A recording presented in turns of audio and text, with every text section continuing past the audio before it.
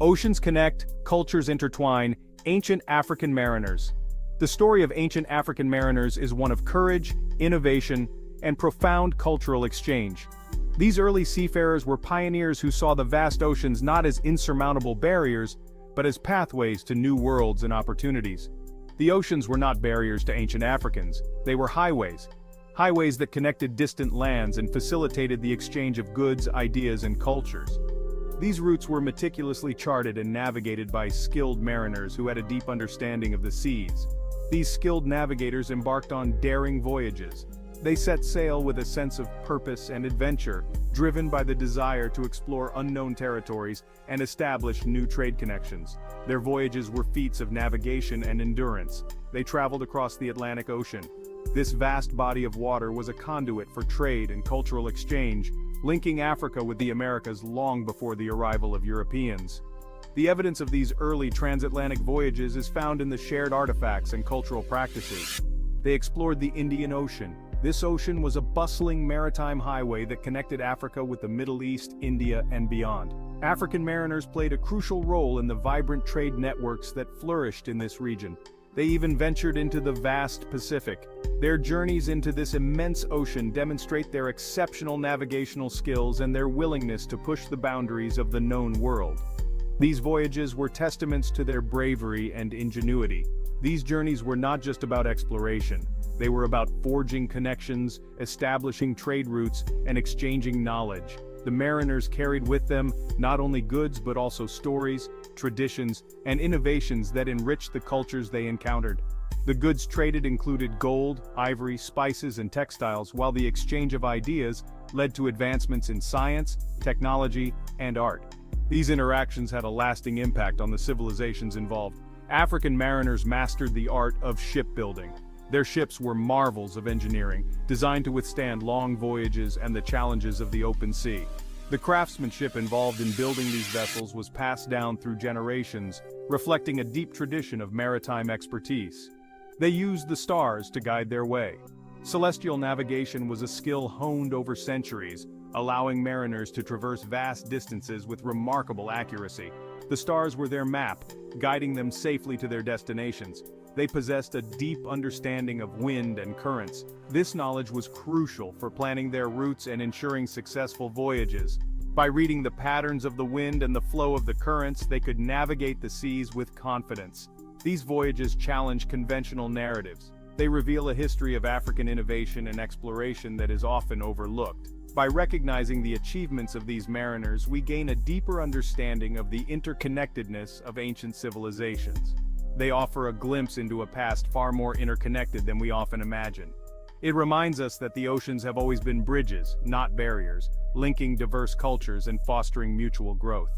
But before we get into the rest of this video, we want to take a quick second to tell you about our special limited time offer.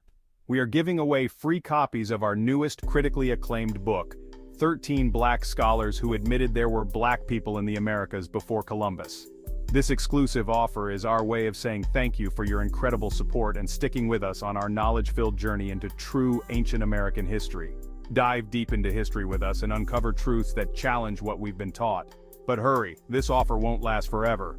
Click the link in the description and grab your free copy. Now let's get back to the video. Navigating the waves boats of reed and timber. These vessels were the lifeblood of ancient African civilizations, enabling them to explore, trade, and connect with distant lands. Ancient African mariners crafted remarkable vessels. Their craftsmanship was a testament to their ingenuity and deep understanding of their environment. They used materials available to them. Reeds, timber, and other natural resources were skillfully transformed into seaworthy boats. Reed boats, buoyant and maneuverable, were ideal for navigating rivers and coastal waters. These lightweight vessels could easily be handled by a small crew. These boats, crafted from bundles of reeds, were remarkably stable. Their design allowed them to float effortlessly, even in challenging conditions.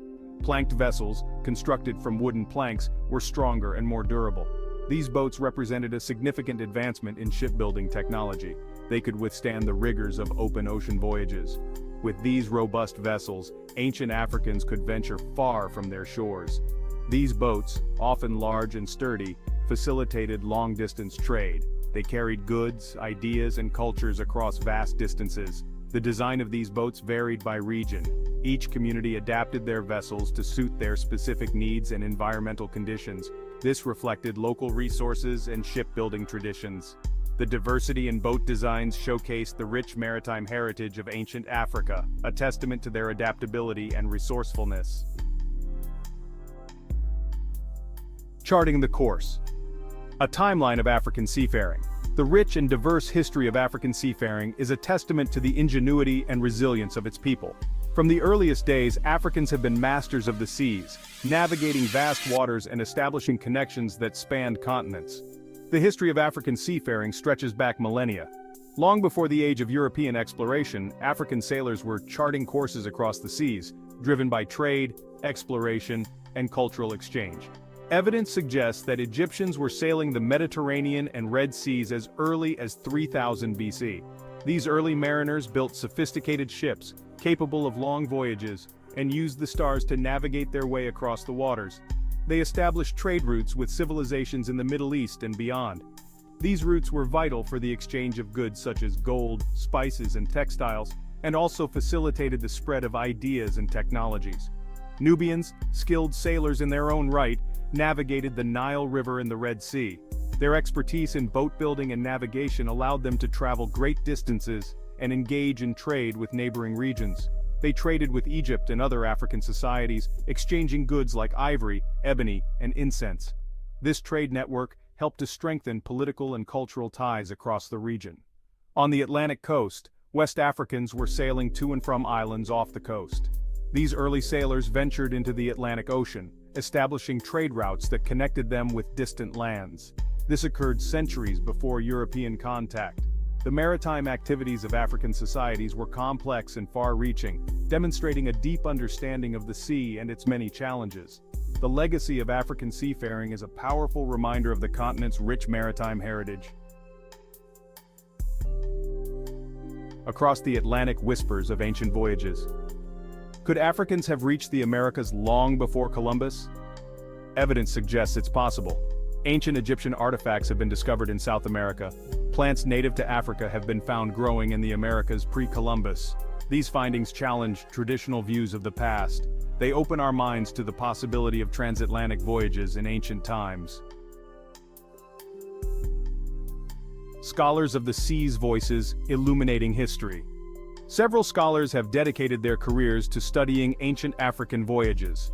Dr. Ivan van Sertima, in his book They Came Before Columbus, presented compelling evidence for pre-Columbian contact between Africa and the Americas.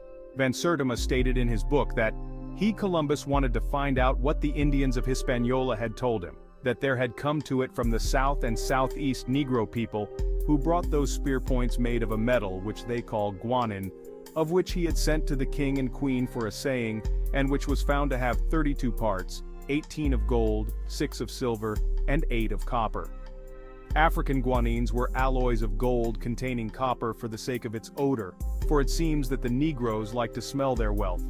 The guanines brought home by Columbus were assayed in Spain and were found to contain the same ratio of alloy as those in African Guinea. Moving on, Dr. David Imhotep's research focuses on ancient Egyptian seafaring and its global impact. He stated in his book that the evidence for the first Americans being Africans comes from different categories: DNA, anthropology, 4 different Native American tribes, skulls and skeletons, footprints in lava, ancient campsites, genetic M174 and D haploid groups, linguistics, ancient cave paintings, ancient tools architecture, Egyptian script, artifacts, and ancient structures above and below the oceans. Imhotep went on to say, as it concerned the Bimini Road located in the Bahamas, these 21,000-year-old Bahamian structures that were flooded likely belonged to the people who traveled there, either directly or indirectly from the Nile Valley, and built the Bimini breakwater and pier. Lastly, Dr. Clyde Winters has explored linguistic and genetic evidence linking Africa to ancient civilizations in the Americas. In his book We Are Not Just African, he stated that the vast majority of the Native Americans that formerly lived in the eastern and southeastern United States were black Native Americans with dark skin and kinky and straight hair. These black Indians carried the major Native American haplogroups, especially haplogroups R1 and X. Dr. Gates was hoodwinked. R1 is Y chromosome haplogroup carried by Africans. The most predominant Y chromosome of Native Americans in North America is RM173. RM173 is found in the northeastern and southwestern parts of the United States, along with mTNA haplogroup X, 25%. Both haplogroups are found in Africa, but are absent in Siberia. These scholars and many others are shedding light on a crucial aspect of human history. In conclusion, the study of ancient African voyages is a journey of discovery. It's about challenging old assumptions and embracing new perspectives. It's about recognizing the contributions of African civilizations to our shared human story. As we continue to explore the past, we must be open to the possibility that there is still much to learn. The oceans hold many secrets. It's up to us to uncover them. Trust us when we say, this journey through America's hidden black past is just beginning. If this glimpse into a world lost to time has captured your imagination, smash that like button, and don't forget to subscribe for more adventures into the unknown. Lastly, for more information about the names and subjects mentioned in this video, get your copy of the Amazon best-selling book series, 19 White Men Who Admitted There Were Indigenous Black People in the Americas, and 13 Black Scholars Who Admitted There Were Black People in the Americas Before Columbus by Chase McGee. Link in the description. Stay curious and keep exploring.